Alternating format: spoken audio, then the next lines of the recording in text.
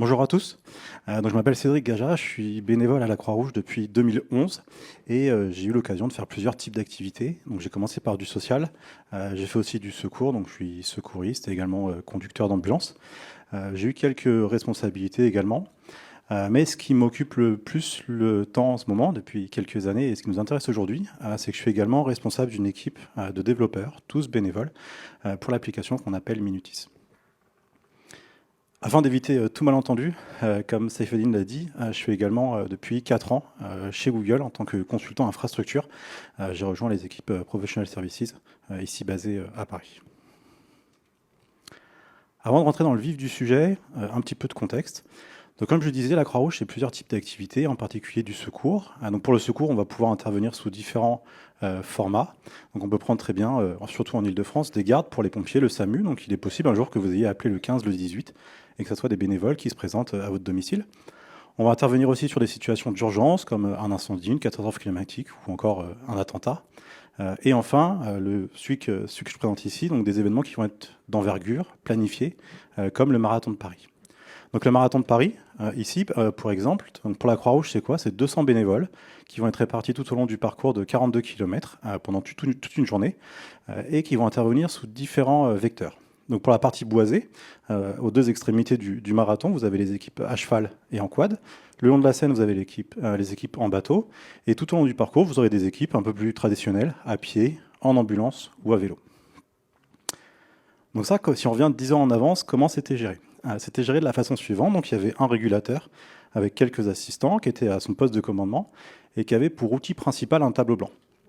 Donc ça, si vous voyez ici, ça n'est pas très lisible, mais en gros, on a toutes les équipes, les numéros de téléphone, les points kilométriques auxquels ils sont associés. Donc ça fonctionne bien pendant un certain temps, mais quand vous arrivez au bout d'1 heure, 2 heures de course, là où on commence à avoir un pic d'activité et de stress, ça devient compliqué de garder tout en tête, de savoir quelle ambulance est partie évacuer à l'hôpital, quelle ambulance l'a remplacée sur le parcours, etc. Et donc forcément, ce qui devait arriver arriva. Donc là, j'étais en observateur ce jour-là pour voir justement quels étaient les manques. Et au bout d'un moment, il a fallu appeler tout le monde, refaire un point de situation, où est-ce qu'ils en sont, dans quel statut ils sont, etc. Et c'est là qu'on s'est dit, il y a un manque, il y a peut-être quelque chose à faire. Et c'est de là qu'est née l'idée Minutis. Donc Minutis, c'est quoi? C'est une application web. On n'est pas expert en design, comme vous pouvez le voir, mais c'est une aide à la décision pour les régulateurs pour gérer et prendre des décisions rapides, efficaces en situation de stress sur le terrain. Donc on a une première vue à gauche qui est la gestion des équipes avec plusieurs informations. Donc la première, c'est la géolocalisation, très importante, et également un code couleur. Donc là, juste en un clin d'œil, je vois que j'ai 3 véhicules qui sont verts, donc disponibles, que j'en ai 2 qui sont orange, donc sur place avec une victime, et que j'en ai un qui est jaune, en route vers l'hôpital. Également, pour avoir des aides à la décision, on a des vues synthétiques, comme ça, avec ici la vue des moyens qui sont partagés par exemple avec des partenaires comme le SAMU, les pompiers, pour savoir s'ils nous appellent, si on a des moyens opérationnels disponibles ou non. Mais également des vues statistiques. Donc ça, par exemple, c'était le dimanche de Rock en Seine. Donc on voit qu'on a des statistiques sur les devenirs des victimes. On a également des statistiques au cours du temps pour savoir le nombre de victimes par poste de secours pour chaque heure du jour, pour savoir si on doit repositionner les équipes et anticiper des dépassements de capacité avec des alertes visuelles. Et une partie qui est très importante aussi, c'est la partie gestion des victimes. Donc quand il y a un secouriste qui arrive auprès d'une victime, la première chose qu'on va faire, c'est ce qu'on appelle un bilan. Donc on va prendre votre pouls, votre tension, noter vos antécédents médicaux, et après on va envoyer ça, on va partager ça avec un médecin au SAMU qui va décider ce qu'on fait, est-ce qu'on vous transporte à l'hôpital, on vous laisse repartir sur place, etc. En plus de l'application web pour la partie régulateur, on a une application mobile, Android, iOS, qui permet plusieurs choses pour les bénévoles sur le terrain, d'échanger des messages avec la régulation, d'avoir les lieux d'intervention pour pouvoir ouvrir le GPS à destination, la géolocalisation, le statut, et évidemment toute la partie gestion des victimes avec toute la fiche bilan dématérialisé dont je parlais juste avant. Donc ça, c'est l'état de Minutis aujourd'hui. Si je reviens un peu en arrière sur l'historique, la construction de Minutis, l'idée a commencé autour de 2013-2015. Donc on avait fait plusieurs constats. Le premier, c'était qu'il manquait un outil d'aide à la décision.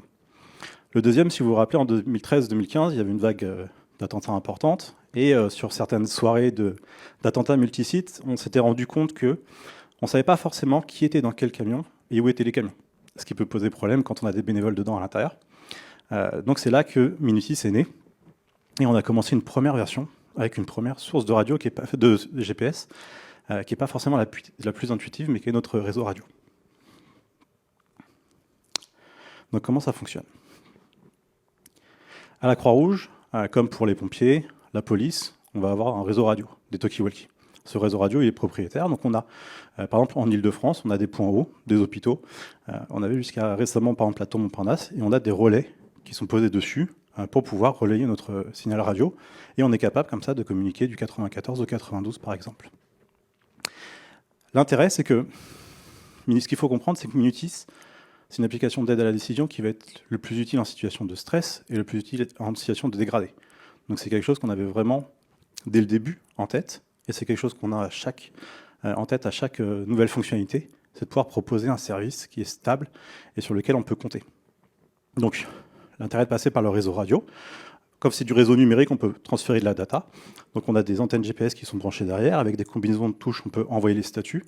Et on est sûr que même s'il y a un défaut chez le réseau opérateur, surtout à l'époque, il y avait des cas où il pouvait être coupé volontairement, et il y a des cas, comme des marathons, où il y a une telle concentration de personnes que les cellules 4G tout simplement vont tomber et donc on ne peut pas compter dessus. D'où l'intérêt d'avoir notre réseau fiable sur lequel on peut compter dès le début. Donc bien évidemment, comme c'est quelque chose sur lequel on doit pouvoir compter, ça ressemble en réalité à ça. On a de la résilience, c'est quelque chose qu'on a encore une fois en tête à chaque fonctionnalité. Et donc on n'a pas un relais, on en a plusieurs qui sont redondés et qui permettent d'envoyer le même signal directement jusqu'au serveur. Donc ça, c'était la première version. Jusque-là, on était hébergé gracieusement par une école qui avait accepté qu'on y mette un serveur dans leur baie, et c'était tout. Arrivé vers 2018, on a fait l'application mobile entre-temps, et on a voulu aller plus loin, avec la fiche bilan dématérialisée que je vous ai présentée tout à l'heure. Le problème, c'est que à partir du moment où vous faites de la fiche bilan dématérialisée, vous hébergez des données de santé. Encore une fois, on peut héberger aussi bien votre tension, votre pouls, que vos antécédents médicaux, est-ce que vous avez des maladies, ou vos électrocardiogrammes, par exemple. Donc il a fallu trouver une solution pour se mettre en accord avec la réglementation avant de déployer cette application en production, cette fonctionnalité en production. Donc la première chose qu'on a fait en 2018, c'était de contacter un hébergeur de données de santé français. Bon, je tairai le nom, mais ça ne s'est pas passé aussi bien qu'on l'avait prévu. Après 1 an de facturation, de tests, d'échanges, de discussions, ils nous ont finalement dit que ça allait être compliqué. On voulait héberger juste une application web, et pourtant ils allaient devoir faire de l'innovation technologique, du NAT de NAT, et donc ça allait prendre encore plusieurs mois avant qu'on puisse utiliser cette fonctionnalité. Donc au niveau du timing, ça tombait plutôt bien parce que moi je venais d'arriver chez Google, Google venait de passer HDS, et donc j'ai fait un pari. Je suis allé voir la DSI de la Croix-Rouge et je leur ai dit « Ok, on peut migrer sur GCP et je vous le fais en 1 semaine. » Donc par fierté, je l'ai fait. Quand on parle d'une semaine, encore une fois, c'est une semaine bénévole, donc c'est en soir et en week-end. Mais donc forcément, comme vous pouvez l'imaginer, ça veut dire quelques compromis. Donc si je reprends ma casquette Google, là, juste pour un instant, ça c'est une architecture que je ne recommanderais jamais. Pour plein de raisons, c'est pas scalable. Pour ceux qui connaissent déjà GCP, vous verrez qu'il y a plein de choses qui ne vont pas. Mais malgré tout, on voit que par défaut, juste sur le fait d'arriver sur GCP, on avait déjà plusieurs bénéfices, que ce soit au niveau fondation, avec toute la partie logging monitoring, le réseau, les firewalls distribués, également Security Command Center, qui est un peu comme je l'appelle la tour de contrôle de sécurité de l'environnement GCP. Je ne vais pas rentrer dans le détail parce qu'il y a une présentation tout à l'heure, mais c'est un outil sur lequel on s'appuie beaucoup pour s'assurer que nos configurations sont bonnes dans GCP. Et donc malgré cette première version de l'infrastructure qui n'était pas qui est loin d'être optimale, on a déjà observé plusieurs bénéfices. Donc le premier, qui était le principal pour nous, enfin le plus prioritaire, la conformité. En arrivant sur GCP, on était certifié, GCP est certifié hébergeur de données de santé. Donc on était en conformité avec le stockage et le traitement de ces données. Également, du point de vue conformité, on a le stockage immuable. Donc côté stockage objet, dans GCS, vous pouvez stocker des données, comme par exemple des fiches bilan sous format PDF, les stocker pour une durée de, on a configuré par exemple 10 ans, 20 ans, verrouillé. Et à partir du moment où vos données sont stockées, même moi, en tant que super administrateur, je ne peux pas les modifier, je ne peux pas les supprimer. Ce qui veut aussi dire que si un attaquant récupère les pleins pouvoirs dans le pire des cas. Il récupère les pleins pouvoirs sur l'organisation de la Croix-Rouge. Il ne peut pas non plus les altérer ni les supprimer. Donc ça, c'est une garantie qu'on peut donner à la DPO, et ce qui nous permet quand même de dormir un peu plus sereinement et de nous libérer du temps sur les fonctionnalités qui ont de la valeur sur le terrain. Deuxième avantage, c'était les coûts. Donc l'intérêt sur GCP, c'est qu'on fait de l'infrastructure as code. Donc on décrit nos ressources qu'on va déployer dans GCP et ensuite on les déploie. Et donc c'est très facile de répliquer un environnement. Initialement, sur l'autre hébergeur, on partait avec un environnement de prod. Quand on arrivait sur GCP, j'ai fait directement 3 environnements, prod, pré-prod et développement. Et malgré tout, on était moins cher que chez l'autre hébergeur, malgré, encore une fois, l'architecture qui était loin d'être optimisée sur les coûts et sur plein d'aspects. Et on a essayé d'utiliser le plus possible des services managés, pour lesquels on va payer à la consommation, à la demande, et qui vont être facturés à partir à la seconde. On a eu également un troisième point qui était autour des processus. Donc encore une fois, on a essayé pour tous les processus autour, comme la synchronisation des utilisateurs, les backups de nuit, de les automatiser le plus possible et de les exécuter dans des services en serveur ou serverless. Ça a plusieurs intérêts, c'est qu'encore une fois, on paye à la seconde. Donc si j'exécute un truc toutes les nuits qui va me prendre 5 secondes, bah, je vais payer pour 5 secondes et je n'ai pas ma machine allumée toute la journée. Et surtout, on a des SLA. Donc c'est-à-dire que je vais décharger une partie de ma responsabilité auprès de mes utilisateurs aux équipes Google, aux équipes SRE de Google, qui, eux, me garantissent un minimum de services sur le mois. Et enfin, comme je disais, l'automatisation au maximum. Et enfin, le sujet qui nous intéresse, le dernier, c'est la sécurité. Bien que j'ai rien configuré de particulier et que je suis arrivé avec les fonctionnalités de base, je bénéficiais déjà, grâce à l'exposition des load balancers avec CloudArmor, d'une protection DDoS et d'une protection sur les OWASP Top 10, comme par exemple de l'injection SQL. J'ai une exposition contrôlée et un réseau qui est isolé. C'est-à-dire qu'aujourd'hui, mon réseau virtuel dans GCP, il est complètement isolé. C'est-à-dire que si je veux sortir, j'ai un NAT, je n'ai pas de machines qui sont exposées directement avec une IP. Si je veux avoir du flux rentrant, j'ai un load balancer. Et si je veux me SSH, connecter en SSH sur les machines, je vais utiliser IAP qui va créer des tunnels VPN à la volée. Et donc, je n'ai pas d'exposition permanente. Également, on parlait tout à l'heure des vulnérabilités. Donc, nous, on utilise des images Docker pour faire les mises à jour de l'application. Et donc, quand on va pousser l'image Docker dans le repository, on va faire un scan automatique qui va nous dire est-ce qu'il y a des CVE, des vulnérabilités qui sont présentes dans le conteneur avant même qu'on le mette en production. Et donc, on va pouvoir corriger ça avant que ça soit exposé. Et enfin, on bénéficie d'un ensemble de dashboards et d'alertes préconfigurés dans Security Command Center, mais également dans d'autres produits qui sont directement intégrés dans les services qu'on utilise.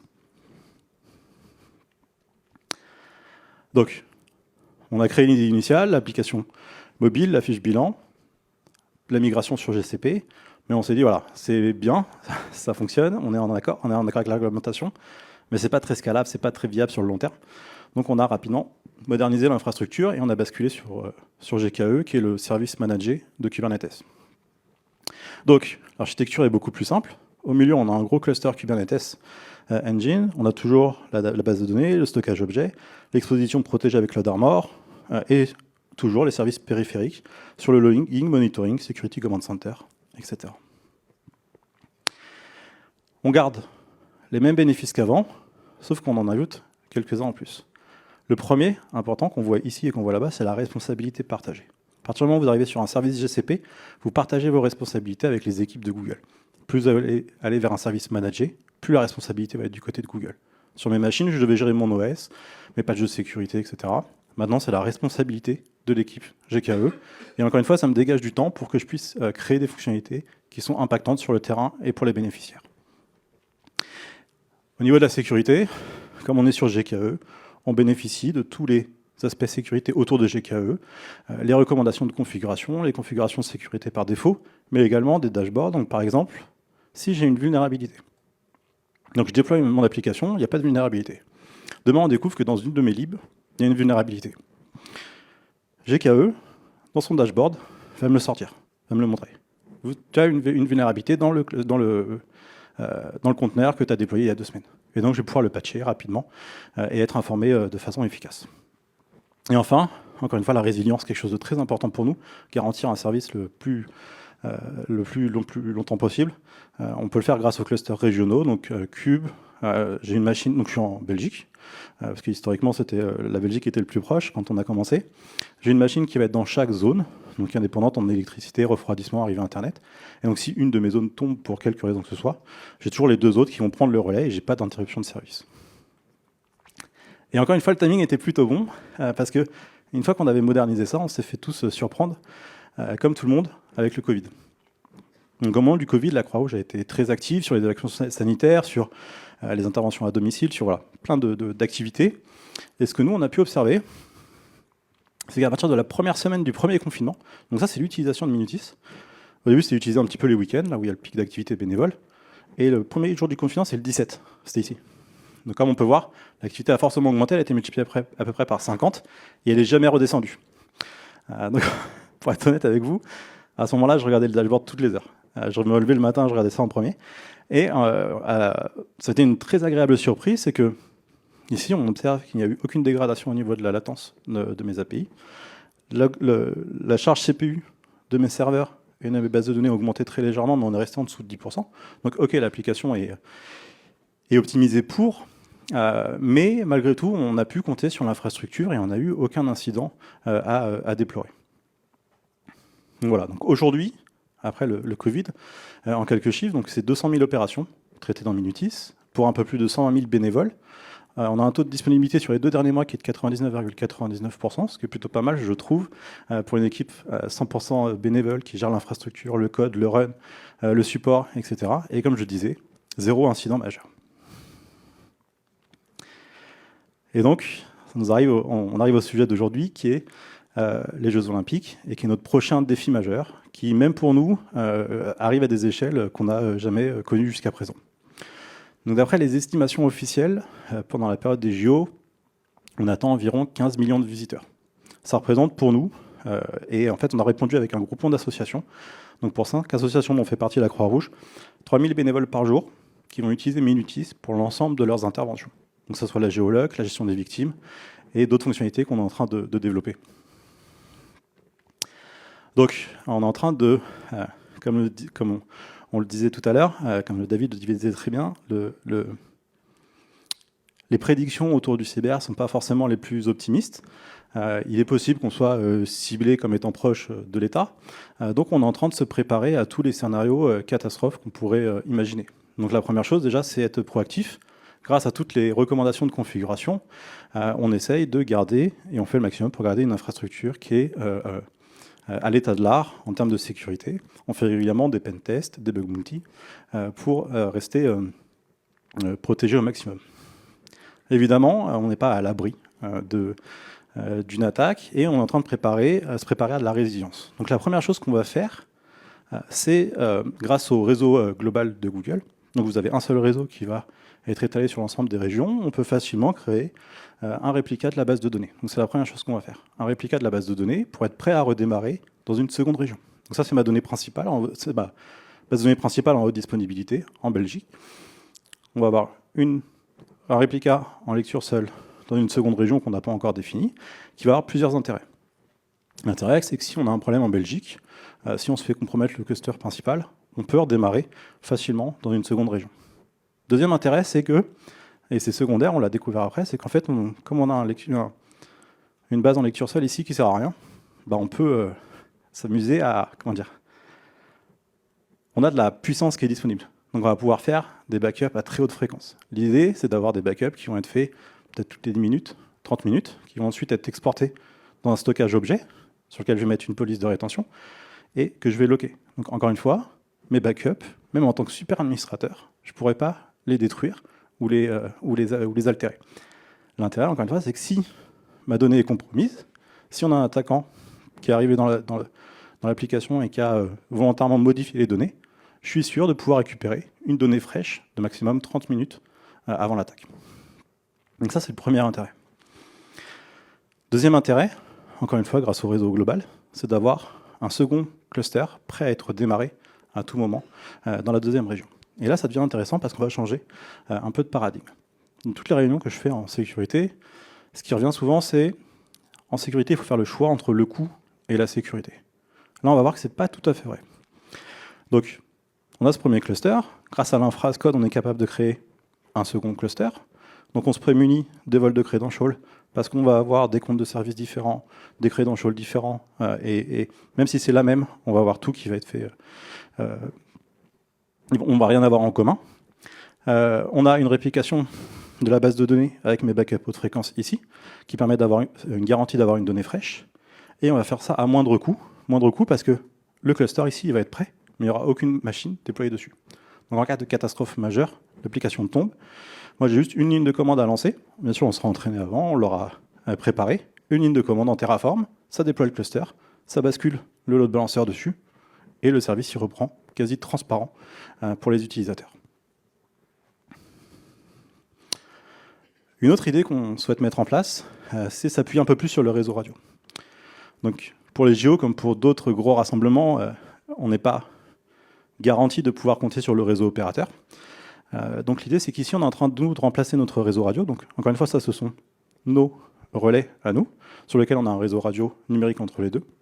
On est en train de l'améliorer pour avoir une plus grosse bande passante de data. Et l'intérêt, c'est que les régulateurs qui se connectaient avec leur laptop sur les réseaux GCP via le réseau opérateur, l'intérêt, c'est que demain, ils seront capables en fait, d'avoir du Wi-Fi émis depuis le relais, donc sur une zone très localisée. Par exemple, on va avoir ce qu'on appelle un poste de commandement mobile, donc un gros camion qui a une antenne et qui arrose du Wi-Fi tout autour. Et donc on aura les laptops qui seront connectés à GCP via notre réseau radio. Et depuis un relais, on aura un interconnect dédié, c'est-à-dire une fibre qui sera tirée directement entre le relais et l'infrastructure de Google. Donc l'intérêt, c'est qu'on s'affranchit totalement du réseau opérateur. Et encore une fois, grâce au réseau global de Google, à partir de ce point d'entrée, on peut accéder à n'importe quel data center en Europe. Et enfin, le dernier exemple que je voulais vous présenter aujourd'hui, qui est plus côté applicatif, c'est le téléchargement de fichiers. Donc là, c'est une fonctionnalité qu'on est en train d'ajouter dans la fiche bilan, la possibilité de prendre des photos, par exemple d'une plaie, pour aider le médecin à prendre une décision, d'ordonnance, d'électrocardiogramme. Et comme vous le savez, l'ingestion de fichiers est un endpoint qui va être assez délicat comparé à une API classique. Et donc nous, ce qu'on a voulu et ce qu'on est en train de mettre en place, c'est ce qu'on appelle une zone de détonation. L'intérêt, c'est de pouvoir scanner le fichier pour savoir s'il est compromis ou non avant de le partager avec les utilisateurs. Et encore une fois, on va changer un peu le paradigme et l'approche. Donc la première chose que j'ai fait, c'est que j'ai regardé dans la documentation. Est-ce qu'il y a déjà quelque chose qui existe? Et en effet, je suis tombé sur ça, sur cette architecture-là qui a été créée par un solution architect côté Google et qui donne dans la documentation toutes les commandes pour déployer cette architecture fonctionnelle. Donc c'est la première chose que j'ai fait. Bien évidemment, après, je l'ai adapté pour le mettre dans notre Terraform, l'adapter très légèrement pour que ça marche dans notre environnement, mais ça fonctionne. L'intérêt, encore une fois, c'est qu'on va... on n'a pas le choix, on n'a pas besoin de faire un choix entre sécurité et coût, parce que on a plusieurs avantages. Le premier, c'est que grâce au réseau virtuel de GCP, on est capable de le mettre dans un réseau complètement déconnecté. Il n'y a pas besoin de provisionner des machines pour ça. Le deuxième, c'est qu'on utilise uniquement des services à la demande. Cloud Storage pour le stockage des fichiers, ici et là. EventArc, qui est le système de partage d'événements entre différents services. Et Cloud Run, qui va lancer du container au besoin à la demande et qu'on va payer uniquement à l'exécution, au temps d'exécution. Donc on va pouvoir créer cette partie d'infrastructure de façon complètement indépendante. On la paye à l'utilisation et on a une zone pour détonner en cas de compromission d'un des fichiers qui va nous être envoyé. Évidemment, comme on est chez Google, on va essayer d'adapter un petit peu la configuration de base qui utilise Calamave pour s'appuyer sur VirusTotal. Et donc, pour résumer, d'avoir basculé sur Google, ça nous a permis plusieurs choses. Donc, tout d'abord, de nous mettre en conformité avec la réglementation, en particulier HDS. On a, par défaut et sans rien faire, de la sécurité qui est vraiment au cœur de chaque service et dans nos cas que j'ai présentés tout à l'heure à moindre coût. On a également des garanties sur la traçabilité des accès, la résidence par défaut, et tout un tas de recommandations de best practices et de visibilité sur l'état de nos services et sur la configuration qu'on a mis en place. Voilà. Je vous remercie pour votre attention. Et si vous avez des questions, je serai dans le coin pendant la pause.